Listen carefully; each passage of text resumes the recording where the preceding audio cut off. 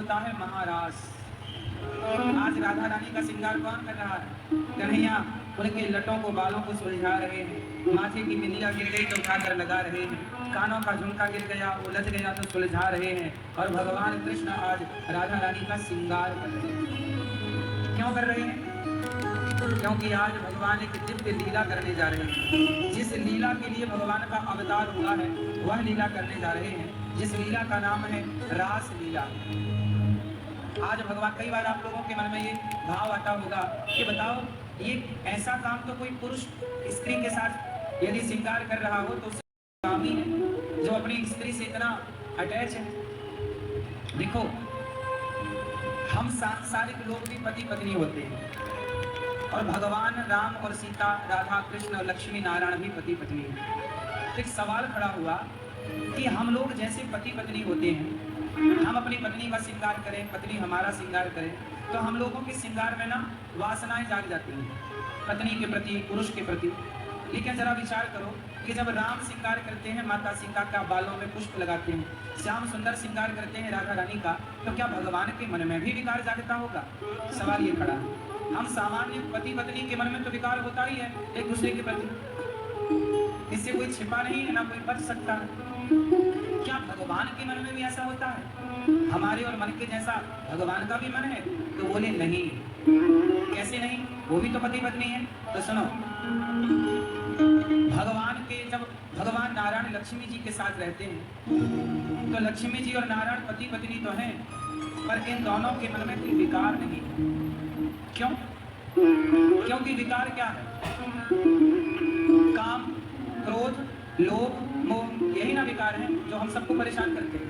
क्रोध हमें परेशान करता है, लोभ हमें परेशान करता है, काम हमें परेशान करता है, यही ना विकार है। इन विकारों से बड़ा तो कोई विकार नहीं। अब सवाल ये खड़ा हुआ कि ये काम, ये क्रोध, ये लोभ, ये मोह, ये है कौन? तो सुनो इनकी कहानी। बताओ, काम सबको परेशान करता है, काम, वासनाएं।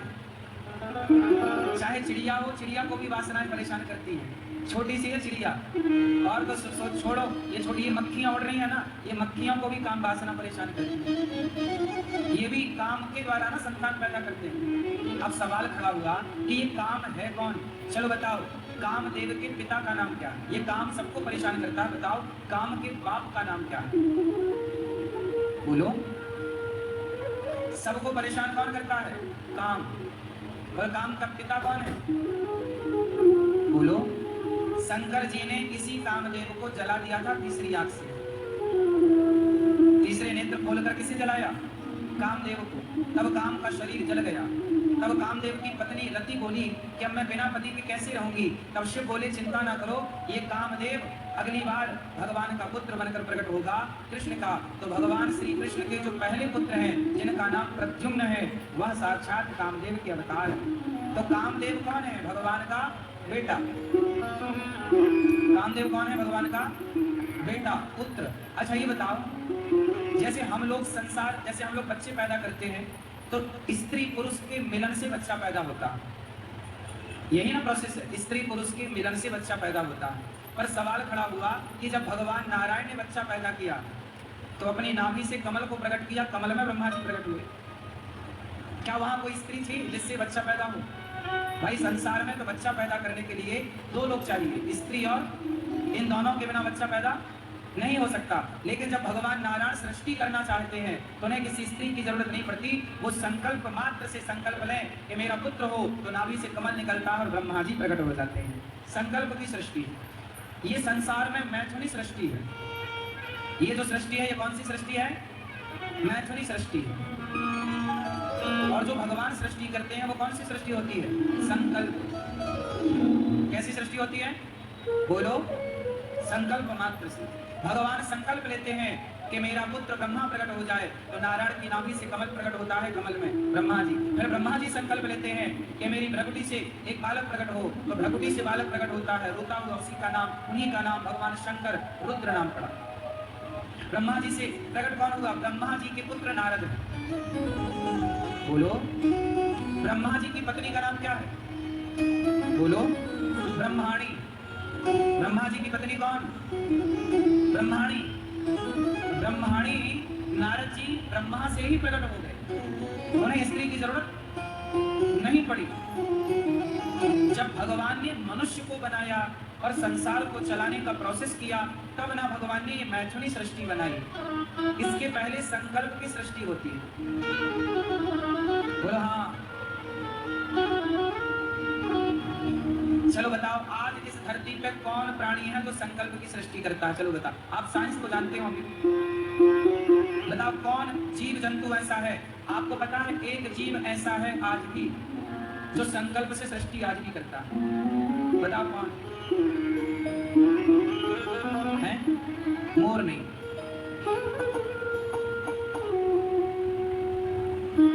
कोई जीव आज भी ऐसा है जो संकल्प से सृष्टि करता है। संकल्प से कैसे? जैसे अब सुनो, ये कछुआ होता ना, कछुआ की जो कछुई होती है, ये कछुई अपने बच्चों को, अंडे को ना पानी के बाहर रखती है और पानी के बाहर रख के जमीन पर गाड़ देती है, मतलब गड्ढा खोदती है, अंडा रखती है, फिर उसके ऊपर मिट्टी डाल के चली जाती है। फिर वो पानी के भीतर रहते रहते अपने बच्चों का चिंतन करती है और वो संकल्प लेती है कि अब मेरे बच्चे हो जाएं, तो वो उसके संकल्प मात्र से उसके बच्चे वहां जब हो जाती है दोबारा, तो उसके बच्चे वहां तब प्राप्त हो जाते हैं। तो ये जीवों की सृष्टि आज भी ईश्वर ने कुछ बचा रखा है एविडेंस के रूप में, ताकि आज के युग में विश्वास होना कठिन है तो विश्वास बना रहे। तो आज भी जब देखो, भगवान जब सृष्टि करते हैं तो कैसे सृष्टि करते हैं? संकल्प की। राम जी के पुत्र हुए लव कुश, तो कैसे पुत्र हुए? ऐसे ही जैसे आज के पुत्र होते हैं? नहीं। माता सीता कौन है? साक्षात लक्ष्मी। राम कौन है? साक्षात नारायण। भगवान राम ने संकल्प लिया कि मेरे पुत्र हो जाएं, पुत्र हो गए, पत्नी गर्भवती हो गई। अब जैसे देवकी माता गर्भवती हो गई, 8वें गर्भ में भगवान कृष्ण पहुंच गए, तो हमारा जन्म तो होता है देखो माँ की योनि से। हमारा और आपका जन्म कैसे हुआ? माँ की योनि से ना बाहर आए हम सब लोग। लेकिन भगवान कैसे जन्म लेते हैं? भगवान हमारी तरह जन्म थोड़ी लेते हैं कि नरा जुड़ा है फिर नरा कटेगा और योनि के द्वारा बाहर आए। नहीं, भगवान जब प्रकट होते हैं, भादों का महीना आया, कृष्ण पक्ष की अष्टमी तिथि आई, रात्रि के 12 बजे, तो देवकी के यहाँ गर्भ से नहीं प्रकट हुए, ऐसे ही प्रकट हो गए आकाश में, चतुर्भुज रूप में प्रकट हो। योनि से प्रकट नहीं हुए कि जैसे माँ का बच्चा हम और आप पैदा हुए, ऐसे भगवान इसलिए क्या लिखा? भय प्रकट कृपाला दीन दयाला। जन्म नहीं, हम लोगों का होता है जन्म, भगवान का होता है प्राकट्य। इसलिए हम जन्मा है, भगवान अजन्मा।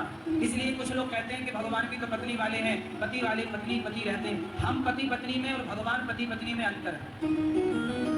हम पति पत्नी में और भगवान पति पत्नी में अंतर सिर्फ इतना है कि हम जो सृष्टि करेंगे वो मैथुनी होगी और भगवान जो करते हैं वो संकल्प मात्र से। भगवान संकल्प लें तो आज ये पूरा ब्रह्मांड नष्ट हो जाए और तुरंत संकल्प लें तो जस का तस तैयार हो जाए। ये भगवान के संकल्प से संसार चलता है, भगवान की व्यवस्था ऐसी। कई बार लोगों को डाउट होता है कि भगवान जन्म कैसे लेते हैं, मरते कैसे हैं? तो सुनो ना, भगवान जन्म लेते हैं ना तो भगवान मरते हैं। एक दिव्य शक्ति का नाम, दिव्य एनर्जी का नाम ईश्वर है, जिसने ये सब प्रपंच रचा, बनाया। जब हम पैदा हुए तब पीपल बनाया था, जब हम पैदा हुए तब नदी बनी बनाई थी, जब आपके बाप दादे पैदा हुए तब भी नदी बनी बनाई थी, तब भी समुद्र बनाया था, जब आपके दादा परदादा पैदा हुए तब भी सूर्य बनाया था, चंद्रमा बनाई थी। सवाल ये खड़ा हुआ कि भैया ये सब बनाया किसने होगा? बिना बनाए तो कुछ ना बनता। एक बहुत बड़े वैज्ञानिक से किसी ने पूछ लिया कि भैया भगवान है कि नहीं? किसी वैज्ञानिक से एक बच्चे ने सवाल कर लिया कि बताओ भगवान है या नहीं? तो वैज्ञानिक बोले कि कल आना, तुम्हारे प्रश्न का उत्तर हम कल देंगे। तो उस वैज्ञानिक ने अपने कमरे में कुछ चीजें बनाई, मिसाइल बनाई, डेमो रखा, एक इंजन बनाया, इंजन का डेमो वहां पे रखा, सब चीजें बनाई। तो सामने वाला उस बच्चे ने फिर सवाल किया कि ये आपने बनाया? तो वैज्ञानिक महोदय ने बोला कि नहीं, मैंने नहीं बनाया, ये तो अपने से बन गया। तो उस बच्चे ने कहा कि सर ये अपने से कैसे बन सकता है? आपके कमरे में रखा है और इसे कोई बनाया होगा तब ना ये मिसाइल बनी होगी, इसे कोई बनाया होगा तब ना इंजन बना होगा। होगा? बिना बनाए इंजन कैसे बन सकता है? बिना बनाए मिसाइल कैसे बन सकती है? बिना बनाए बम कैसे बन सकता है? बंदूक कैसे बन सकती है? तब वैज्ञानिक ने कहा, पागल, जब बिना बनाए इंजन नहीं बन सकता तो बिना बनाए ये संसार कैसे बना होगा भाई? ये संसार है। अच्छा एक बात बताओ, फल है तो वृक्ष जरूर होगा, ये बात सही है कि झूठी है? क्या ऐसा है कि फल है पर वृक्ष ना हो, पेड़ ना हो? क्या ये संभव है? मैया, फल है तो फल ये दर्शा रहा है कि वृक्ष जरूर होगा, पेड़ जरूर होगा। बोलो हाँ, यदि वृक्ष है, सॉरी फल है तो वृक्ष जरूर होगा। वृक्ष ना होता तो फल कदापि ना होता। उसी तरह जैसे फल है तो वृक्ष का अपने आप पता लग रहा है कि है, उसी तरह ये संसार है तो भगवान का पता लग रहा है कि भगवान है, तब तो बनाया गया है। ईश्वर, पेड़ ना होता तो फल कैसे होता? भगवान ना होते ये संसार ना होता। सिंपल है ना? साइंस के तरीके से भी तो समझो। साइंस यही तो कहता है कि वस्तु है तो बनाने वाला होगा, बिना बनाए कोई भी वस्तु नहीं बनती। तो बताओ, आपकी किडनी किसने बनाई? तुम्हारी माँ के पेट में किडनियां थोड़ी होती हैं। और तुम 4 बच्चे पैदा हुए अपनी माँ से, तो तुम चारों में किडनियां हैं कि नहीं? लीवर है कि नहीं? अब तुम माँ को जरा फाड़ कर देखो, एक किडनी ना मिलेगी एक्स्ट्रा। उसकी जहाँ की तहाँ है पर तुम्हारे भीतर भी आती है। बोलो हाँ, नहीं आई? किसने डाल दिया? तुम माँ को, जब माँ भगवान के घर चली जाए तो पूरा सिस्टम खोल कर देखना, एक भी एक्स्ट्रा आंख ना मिलेगी पेट में। और तुम पैदा हुए तो 2 आंख, फिर तुम्हारा भाई आया तो 2 उसकी 4, फिर तुम्हारा तीसरा भैया आ गया, 6 आंख पेट में थी तुम्हारी माँ की, कहाँ से आ गई? क्यों जी, माँ के पेट में कोई आंखें बनती हैं क्या? बोलो, कौन है ये? आंख है तो आंख बनाने वाला भी ना होगा? किडनी, लीवर है तो कोई बनाने वाला तो होगा? कोई इंसान बनाने वाला होता तो किडनियां बाजार में बिकती, भैया किडनी ले लो।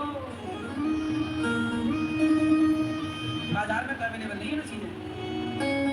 इसका मतलब है कि कोई है जो ये सब कुछ बना रहा है, उसी का नाम है भगवान, जो इतना बारीक सूक्ष्म रूप से काम करता है कि तुम्हारे पेट में घुस के काम कर जाता है, तुम्हें पता नहीं चलता।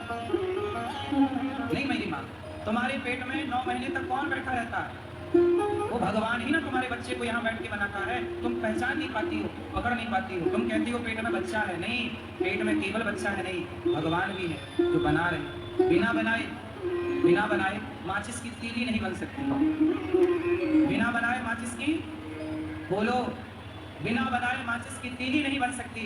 तो बिना बनाए ये बच्चा कैसे बना होगा? कोई तो होगा ना इसे बनाने वाला।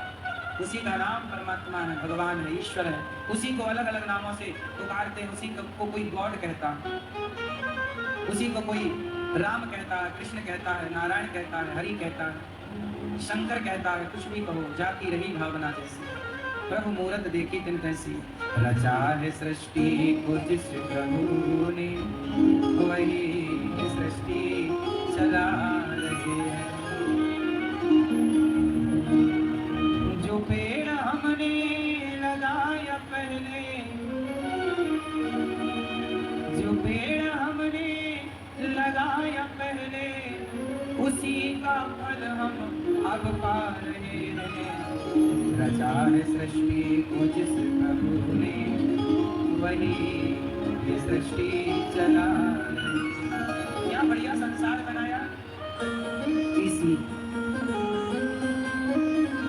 इसी धरा से शरीर पाए, इसी धरा से शरीर पाए, इसी धरा में फिर ये समाए। क्या व्यवस्था, यहीं से बनता है और यहीं मिलता। इसी धरा से शरीर पाए, इसी धरा में फिर ये समाए। है सत्य नियम यही धरा का, है सत्य नियम यही धरा का। एक आ रहे हैं, एक जा रहे हैं। बच्चा पैदा होता है और दादाजी टपक गए, एक गए, एक आया। यही ना नियम है। बच्चा पैदा हो गया, पोता, दादाजी टाटा बाय बाय। एक आ रहा है, एक जा रहा है। क्या ईश्वर का सिस्टम है, क्या व्यवस्था, क्या मैनेजमेंट। घर में ज्यादा पैसा हो, घर बड़ा हो, तो आप एक वो रखते हैं ताकने वाला, है ना? क्या बोलते हैं? सिक्योरिटी, है ना? भाई देख लेना सब कोई सामान अव्यवस्थित ना हो, सेफ्टी सिक्योरिटी रखते कि नहीं? लेकिन ईश्वर ने इतना बड़ा संसार बनाया, एक भी सिक्योरिटी। क्यों बताओ क्यों? क्योंकि उसे पता है कि तुम एक रत्ती चोरी कर ही नहीं सकते, यहाँ से कौन लेके गया है कि तुम लेके जाओगे? कोई नहीं ले जा सकता एक दिन का। इसलिए ईश्वर ने कोई सिक्योरिटी रखी, सुरक्षा कर्मी रखा ही। जिन्होंने भेजा जगत में जाना, तय कर दिया लौट के फिर से आना। अच्छा ये बताओ आप लोगों को किन्होंने भेजा? ओ मेरी मैया, आपको किसने भेजा? किसने भेजा आपको? जिन्होंने भेजा जगत में जाना, किन्होंने भेजा आपको? भगवान ने। और जिन्होंने भेजा है ना, उन्होंने पहले से तय कर रखा है कि आप मरोगे कब। आपके आने की टिकट हो गई ना, जाने की भी सबकी हो चुकी है, बस टिकट हाथ में नहीं आएगी। सबकी टिकट जाने की भी हो चुकी है, सबकी तारीख निश्चित है, किसको कब मरना है। ये बात सही है कि गलत है? जिन्होंने भेजा जगत में जाना, तय कर दिया लौट के फिर से आना। जो भेजने वाले हैं यहाँ पर, जो भेजने वाले हैं यहाँ पर, वही फिर वापस बुला रहे हैं। रचा है सृष्टि को जिस प्रभु ने, वही सृष्टि चला रहे। जिन्होंने भेजा है वही बुला रहे। आता चलो हो गया काम। भगवान मेरे से जितना टाइम काम कराना चाहें कराएंगे, एक टाइम बाद भगवान मेरे को बुला लेंगे, चलो अनिरुद्धाचार्य आ जाओ, हम चले जाएंगे। वो तो भगवान का काम करने यहाँ बैठे हैं। ईश्वर चाह रहे हैं कि यहाँ सब भक्तों को भोजन मिले, सबकी सेवा हो, वृद्धमाओं की सेवा हो, ये सब सेवा हो इस शरीर से। भगवान चाह रहे हैं तो हो रही है। वो चाहें कि चलो आ जाओ तो आ जाओ, चलो। बैठे हैं जो धान की बालियों में, समाए मेहंदी की लालियों में, हर डाल हर पत्ते में समा कर, हर डाल हर पत्ते में समा कर, फूल रंग बिरंगे खिला रहे हैं। रचा है सृष्टि को जिस प्रभु, वही ये सृष्टि वही चला रहे हैं और कोई नहीं। इसलिए ये खेल सब उन्हीं का है या नहीं? मारने वाला है भगवान, बचाने वाला है भगवान। माल नवा का होता उसका, माल नवा का होता उसका, जिसका रक्षक दयालु। मारने वाला है भगवान, बचाने वाला है भगवान। जल थल अग्नि आकाश गगन में केवल उसकी सत्ता, उसकी मर्जी के बिना यहाँ हिल न सके एक पत्ता। उसी का चाहा यहाँ पे होता, उसी का चाहा यहाँ पे होता, उसी की शक्ति महान। मारने वाला है भगवान, बचाने वाला है भगवान। मारने वाला है भगवान, बचाने वाला है भगवान। इसलिए हर हाल में प्रसन्न रहो, सब कुछ ईश्वर की मर्जी है। भगवान ने सारे ब्रजवासियों को वैकुंठ का दर्शन कराया। सबने कहा प्रभु हमें वृंदावन चाहिए। ये वृंदावन जो है ना, वैकुंठ से भी श्रेष्ठ है। आपको पता है ये बात? अच्छा बताओ, आप में से कितने लोगों को वृंदावन अच्छा लगा? क्या अच्छा है यहाँ पर? क्यों भैया, यहाँ क्या अच्छा है? सच बताओ, आपका घर, आपका शहर और वृंदावन, आपका घर आपका शहर जैसा ही वृंदावन है या वृंदावन में कुछ अलग अनुभूति है ना? कुछ अलग? क्या अलग है बताओ? क्यों भैया, वृंदावन घर जैसे ही है कि कुछ अलग लगा आपको? क्या अलग है? क्या अलग है? यहाँ पर यहाँ की माटी, यहाँ की हवा, यहाँ का वातावरण अलग है, दुनिया से अलग है। भारत से भी अलग है, अर्थात भारत के गांव शहर के हर माहौल से यहाँ का माहौल अलग है। अलग है, क्या अलग है? यहाँ की मिट्टी में भगवान नंगे पांव चले, ये भगवान की जन्मभूमि। आपको आपकी जन्मभूमि कितनी प्रिय है तो भगवान को भगवान की जन्मभूमि कितनी प्रिय होगी? नहीं होती। आपको आपकी जन्मभूमि बड़ी प्रिय लगती है, भाई ये हमारी जन्मभूमि, ये हमारा गांव, ये हमारा शहर। हम सबको अपनी अपनी जन्मभूमि अच्छी लगती है और लगना भी चाहिए। ऐसी भगवान की ये जन्मभूमि, ये भगवान की लीला स्थली है। ये यमुना भगवान की पत्नी चौथे नंबर की पटरानी है। ये भगवान जहां आप लोग बैठ के कथा सुन रहे हैं, ये भगवान श्री कृष्ण की वृंदावन रास स्थली रही है। यहीं पर रास रचाए। जिस भूमि पर आप बैठे हैं, आज से 5,500 साल पहले इस धरती पर भगवान कृष्ण के चरण पड़े हैं। रास रचाने में, गैया चराने में कोई कभी न कभी। यहाँ बैठ के भगवान खेले खाए, लीला की। अलग है वृंदावन। यहाँ की धरती में भक्ति है। यहाँ कोई ना चाहे तो भी भक्ति होती है। क्यों? यहाँ कोई ना चाहे तो भी भक्ति है। यहाँ की हवा में भक्ति है। यहाँ बड़े बड़े साधु संतों के चरण पड़े, संतों के भजन का प्रभाव इस वायुमंडल में। आपने देखा होगा जहाँ इत्र की फैक्ट्री होती है, इत्र जहाँ बनता होगा तो वहाँ के 10-20 किलोमीटर तक इत्र की गंध अपने आप उस वातावरण में होती है। ये बात सही है कि गलत है? और जहाँ शहर भर का कचरा नाला इकट्ठा हो, वहाँ चारों तरफ 2 किलोमीटर दूर तक उसकी दुर्गंध होती है। उसी तरह यदि गलत चीज की गंध हवा में घुल गई, इत्र की गंध हवा में घुल गई, तो भक्ति की गंध भी तो हवा में घुलती है, भजन का प्रभाव भी तो हवा में घुलता है। कोरोना के बैक्टीरिया भी तो हवा में घुल के जा रहे थे। अब ना भी मास्क लगा रहा था कि भाई हमारे भीतर सांसों से ना चले जाएं। क्यों? तो बैक्टीरिया भी तो होते हैं ना हवा में, नहीं होते? तो वो बैक्टीरिया भजन के यहाँ है। यहाँ निरंतर कथा, निरंतर सेवा, निरंतर भगवान का दर्शन, निरंतर भगवान की सेवा, अखंड सेवा। यहाँ भगवान के सिवा कुछ नहीं, किसी का कोई काम नहीं है। यहाँ केवल भगवान की भक्ति करना, काम करना। काम भी करते हैं लोग तो भगवान के आश्रित रह के करते हैं। अब काम तो ये दास अनिरुद्ध भी करता है, पर काम करते हुए हम यही तो भाव रखते हैं ना कि सब कुछ भगवान का है। ये मानसिकता यही बन सकती है। आप घर में प्रयास करो तो घर में भी बन जाए कि सब भगवान का है, वरना घमंड आने में तो तनिक देर नहीं लगती।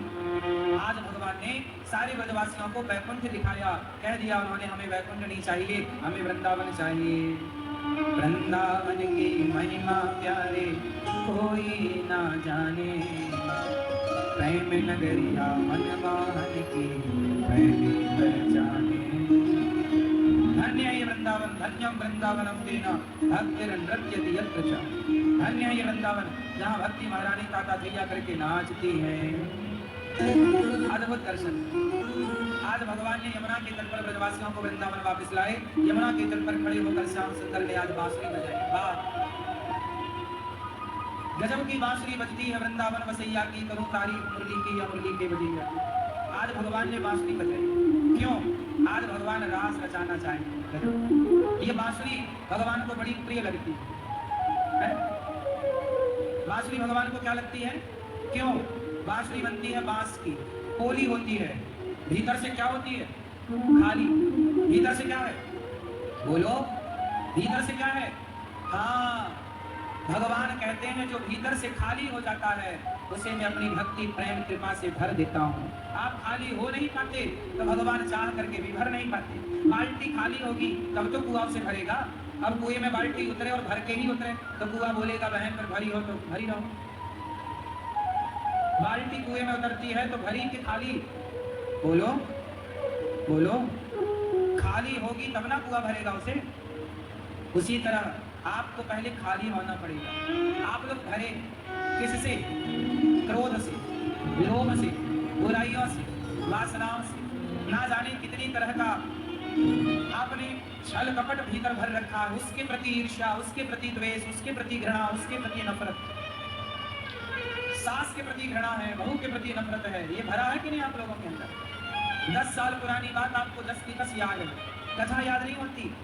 सास की बातें याद रखती हैं सारी बहू की बातें याद कर लेती हैं सास, लड़ती रहती हैं उन्हीं बातों को उठा, तुमने ऐसा कहा था 10 साल, फिर लड़ाई चालू, उन्हीं बातों, जिन बातों का कोई लेना देना नहीं।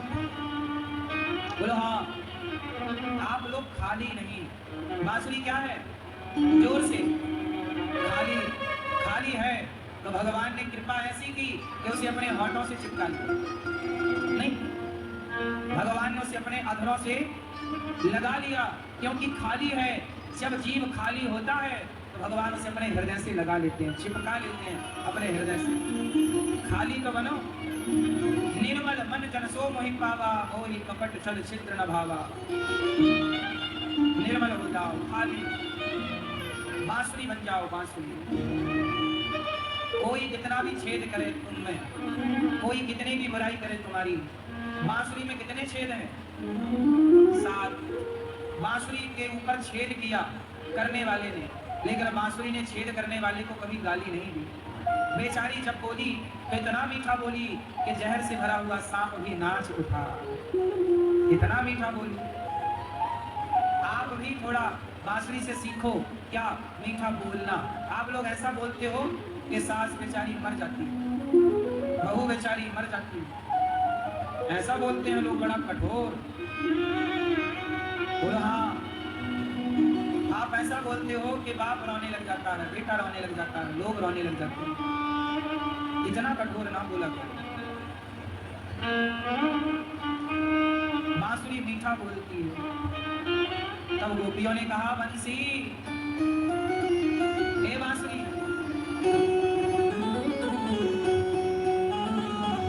हे बंसी, बंसी ओ बंसी, बंसी ओ बंसी, इतना बता तूने कौन सपन में किया है? खुश होकर कान्हा ने तुझको हाथों में थाम लिया है। बंसी बोलो ना, बंसी बोलो ना।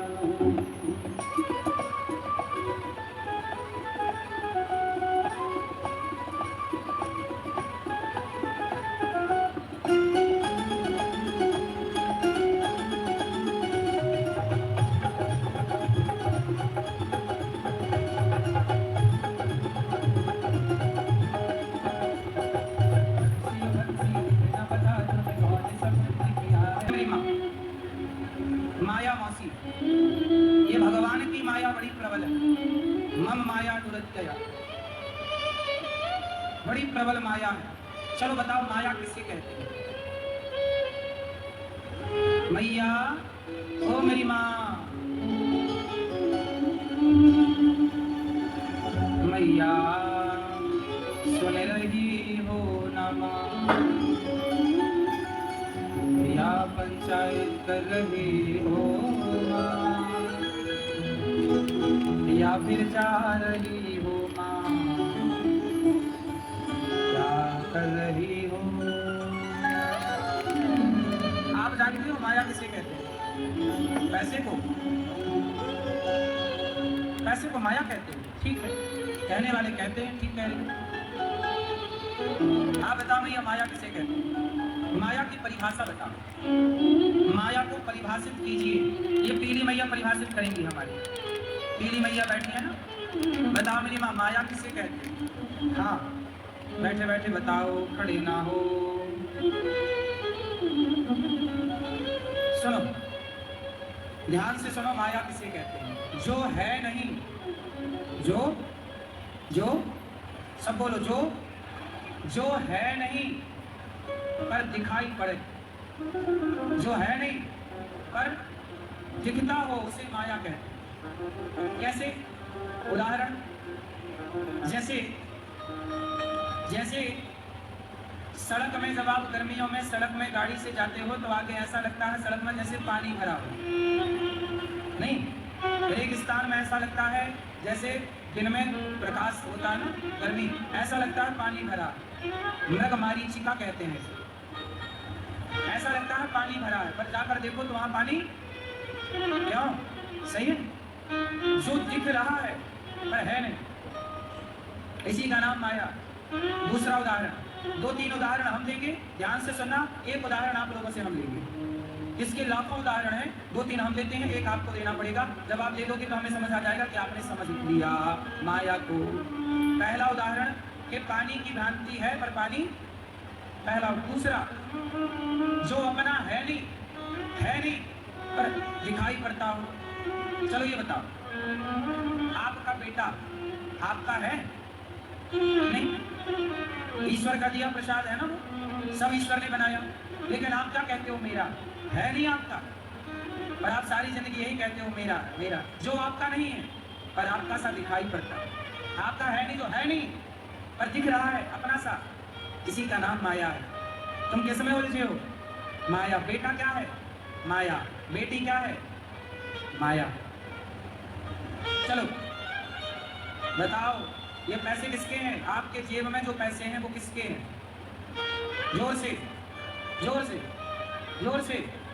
इसमें तो कहीं भगवान का नाम नहीं लिखा।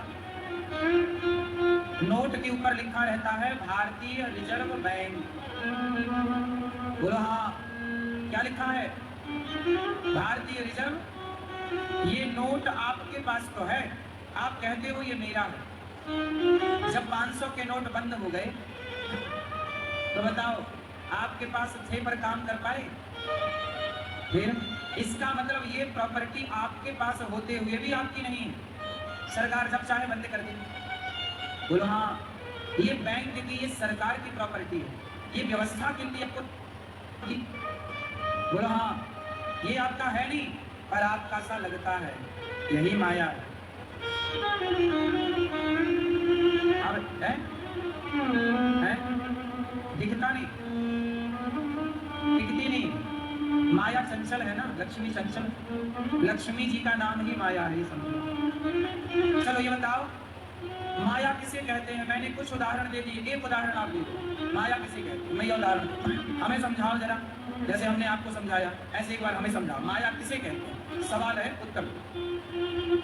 माया किसे कहते हैं? जैसे आप बताओ, जैसे जैसे क्यों भैया? जैसे जैसे ये शरीर, हमें लगता है ये शरीर मेरा है, ये लगता है ये हाथ मेरा, आज मेरी आंख में दर्द है, ऐसे तो कहते हो ना आप लोग, आज मेरी कमर में दर्द है, आज मेरे घुटने में दर्द है। मेरा घुटना, मेरी कमर, मेरा हाथ, मेरी आंख। सच बताओ, ये आंख आपकी है? तो आप क्या कहते हो? मेरी आंख। घुटना आपका है?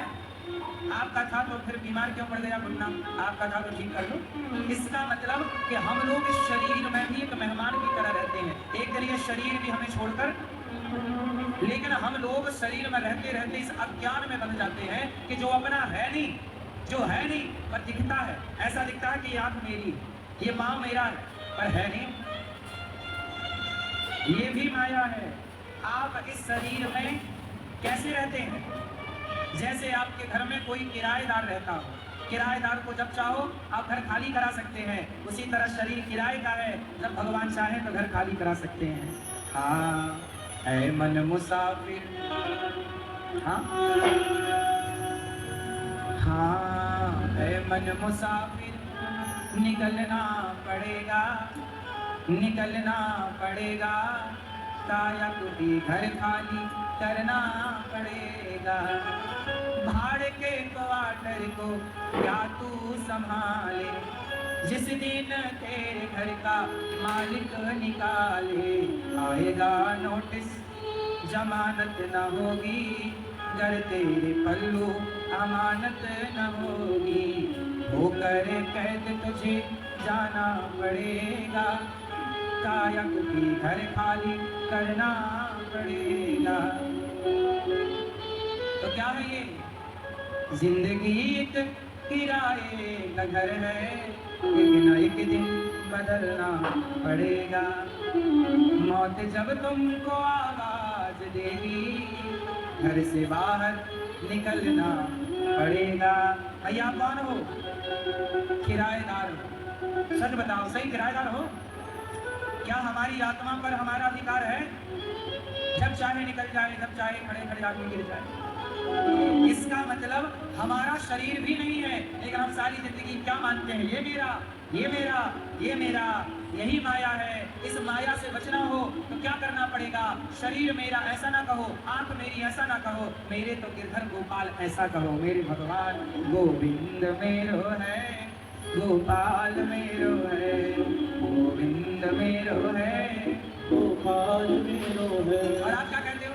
ये आंखें मेरी है, ये बेटा मेरा है, ये पत्नी मेरी है, प्रॉपर्टी मेरी है, ये बिजनेस मेरा है, ये फैक्ट्री मेरी है।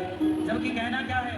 गोविंद मेरो है, गोपाल मेरो है, गोविंद मेरो है, गोपाल मेरो है। श्री बांके बिहारी नंदलाल मेरो है, श्री बांके बिहारी नंदलाल मेरो है, गोविंद मेरो है, गोपाल मेरो है, गोविंद मेरो है, गोपाल मेरो है। मीराबाई बढ़िया कहती है, मेरे तो गिरधर गोपाल दूसरों ना, पर आप लोग दूसरों के चक्कर में पड़े रहते हैं, दूसरों के चक्कर में अपना बिगाड़ तक लेते हैं। आप क्या कहीं ने दूसरों के चक्कर में ना घर बिगाड़ लिया क्या? रावण ने दूसरों के चक्कर में ना घर बिगाड़ लिया। रावण की बहन आई, बोली सीता बहुत सुंदर है, चुरा ली। देखो कैसी बहन अपने भाई को गलत पाठ पढ़ा रही। और रावण भी उसकी बात में आ गया, चुरा के ले आया, सत्यानाश हो गया। इसलिए कौन आपका? इसलिए माया, माया से बचो। कैसे बचो? जगत को अपना कहना माया है, और जगन्नाथ को अपना कहना ये माया से उबर जाना है। माया से बचना है तो भगवान को अपना कहो, और माया में उलझे रहना है और उलझना है 1000 बार, तो जगत को अपना कहते रहो, ये मेरा, ये मेरा, ये मेरा। कहो बढ़िया है क्या मैया? ओ पंचायती मैया, होगी पंचायत मेरी माँ। बताओ आपका कौन? आपका कौन?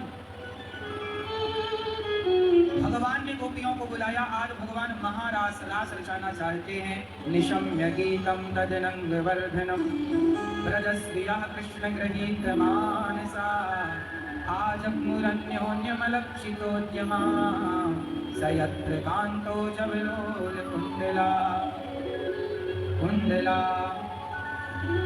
आज भगवान ने निशम्य गीतम तदनंग वर्धनम, आज भगवान ने सुंदर सा गीत गाया, बांसुरी बजाई, गोपियों को बुलाया। आओ, क्या कर रहे हैं भगवान? रास रचा रहे हैं। रास मतलब भगवान गोपियों के साथ आज उनके जन्म जन्म की कामनाएं पूरी करेंगे। कामनाएं क्या है? चलो बताओ, आपको भगवान मिलेंगे तो आप क्या करोगे? बोलो मेरी माँ। यदि चलो, आप सबसे मेरा एक ही सवाल, भगवान जिस दिन आपको मिलेंगे साक्षात, क्या करोगे आप? बोलो मेरी माँ। आप भगवान मिलेंगे तो क्या करोगे? हैं? खुश हो जाएंगे? मुगैम को खुश हुआ, तब खुश होगी, अभी नहीं, अभी खुश नहीं हुआ। चलो भैया बोली हम खुश हो जाएंगे, ये करके हंसेंगे। आप बताओ भैया, आपको भगवान मिलेंगे तो आप क्या करोगे? नाचेंगे? नाच तो अभी लो, अभी क्या दिक्कत है? आप बताओ भैया, भगवान मिलेंगे तो क्या करोगे? तो अभी समझ लो। देखो किसी के पास उत्तर नहीं है। भगवान को चाह सब रहे हैं, आ जाएंगे तो करेंगे क्या? कोई प्लानिंग नहीं। या मेरी मैया, भगवान मिलेंगे तो क्या करोगे? हाँ नहीं? आप बताओ क्या करोगी मैया? मैया क्या बोलती तू? भगवान मिलेंगे तो क्या करोगी? क्या? तो मोबाइल वाले भैया, आपको भगवान मिलेंगे तो क्या करोगे? बताओ बताओ। गूगल में सर्च कर रहे हो क्या? कि क्या करेंगे? क्यों मैया, भगवान मिलेंगे तो क्या करोगी मेरी माँ? नहीं सुनो, जब भगवान मिले तो भगवान से क्या करोगी? अरे भगवान जब मिलेंगे, सालों बाद, वर्षों बाद जब आपका बेटा आपको मिलता है तो आप क्या करते हो अपने बेटे? बोलो। सालों बाद जब आपका बेटा आपको मिले, बेटी आपकी आपको मिले, तो क्या करोगे? सबसे पहला काम क्या? भगवान के चरणों से लिपट जाना। भगवान को देखते ही पहला प्रोसेस क्या? सोचिए, भक्त यही चाहता है कि मैं भगवान के गले कब लगूं। कब लगाएंगे भगवान गले से? गले से लगा दो ना,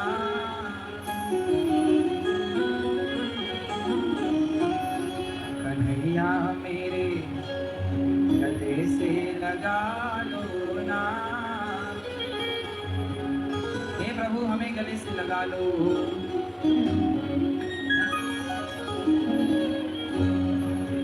गले से लगा लो ना, कन्हैया मेरे गले से लगा लो ना, गले से लगा लो ना, कन्हैया मुझे अपना बना लो ना। तो भगवान गले से लगाएंगे कब? जब आप गले से लगने की भावना रखोगे, भगवान के गले से लग जाओ। तो रास क्या था? जन्म जन्म के उन भक्तों को जो भटके थे, परमात्मा के लिए तड़पते रोते थे, भक्ति करते, जप तप करते, सबको गले लगा लिया भगवान ने। वही है रास, जहाँ भगवान ने सबको स्वीकार कर लिया। इसी लीला का नाम है रास लीला, जहाँ भगवान ने जीव को स्वीकार कर लिया गले लगा कर। अब गले लगा करके भगवान ने कभी भक्तों को अपनी गोद में बिठाकर गोपियों के संग रास रचा रहे। रास का मतलब क्या है? उनके संग समय बिताना, हंसी मजाक करना, सारे रसों का भाव, हास्य रस, करुण रस, व्यंग रस, ये सभी रस है ना। 9 रसों की चर्चा पर पढ़ते हैं, हर रस का आनंद हो। इसलिए मेरी माँ जब भगवान गोपियों के संग रास रचाए तो भगवान गोपियों के हर भाव का ध्यान रखा।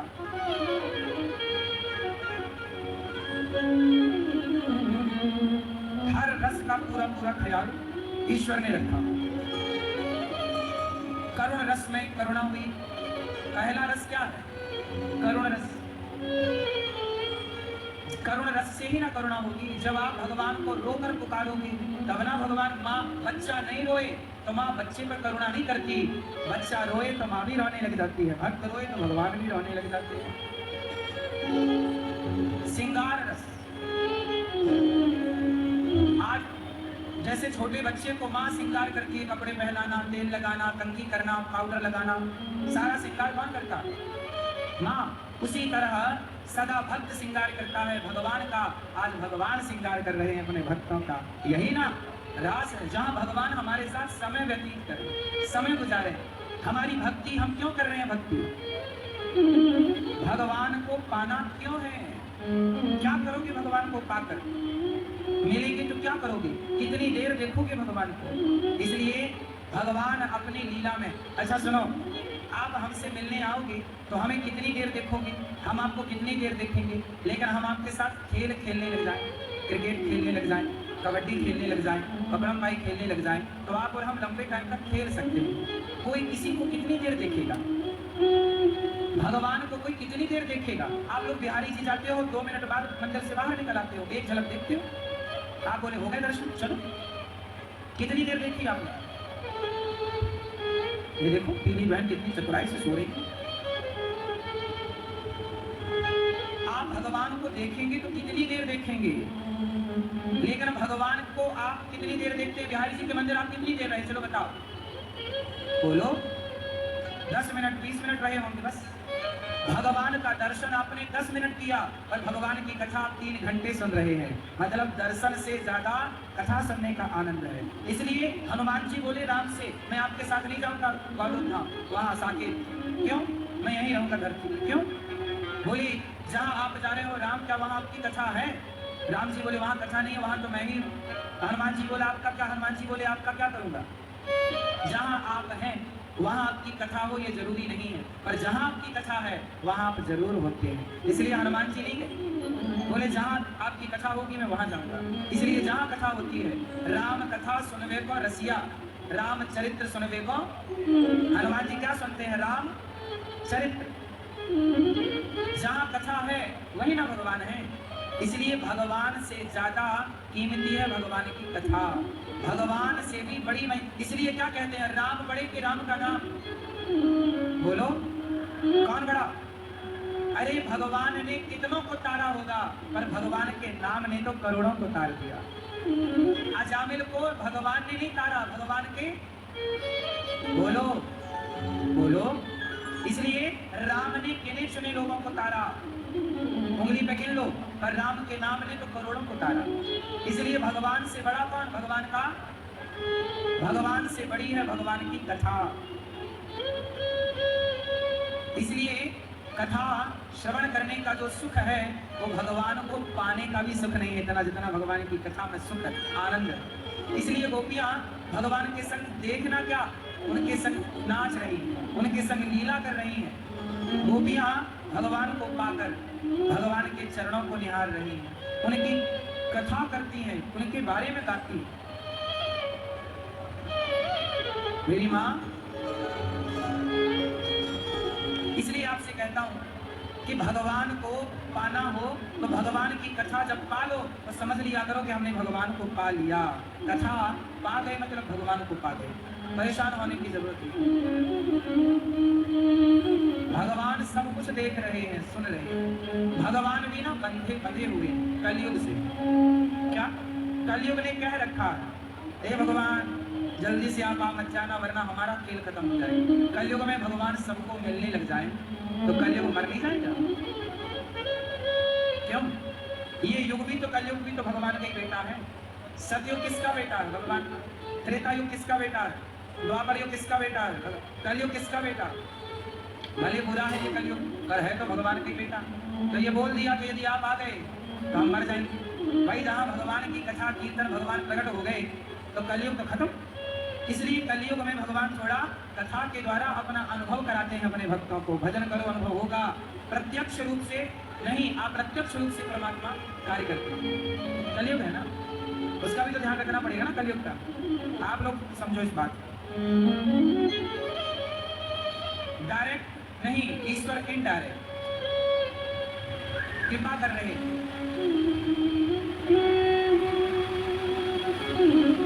ये भी विचार आज कथा सुनने आ गया। ठीक, तो भगवान बड़ी कृपा करते हैं।